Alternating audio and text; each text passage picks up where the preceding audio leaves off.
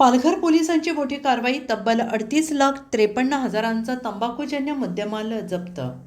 6 आरोपी अटकेत.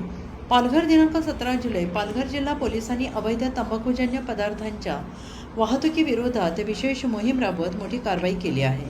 जिल्ह्यातील तलासरी, मनोर आणि कासा पोलीस ठाण्याच्या हद्दीत केलेल्या 4 स्वतंत्र कारवायांमध्ये एकूण 38,53,666 किमतीचा मुद्देमाल जप्त करण्यात आलेला असून 6 आरोपींना अटक करण्यात आलेली आहे. ही कारवाई पोलीस अधीक्षक श्री यतीश देशमुख यांच्या मार्गदर्शनाखाली स्थानिक गुन्हे शाखा आणि संबंधित पोलीस ठाण्याच्या संयुक्त पथकाने केली आहे. गुप्त माहितीच्या आधारे मुंबई अहमदाबाद राष्ट्रीय महामार्गावर वाहनांची तपासणी करून महाराष्ट्रात प्रतिबंधित असलेल्या तंबाखूजन्य पदार्थांची वाहतूक उघडकीस आणण्यात आली आहे.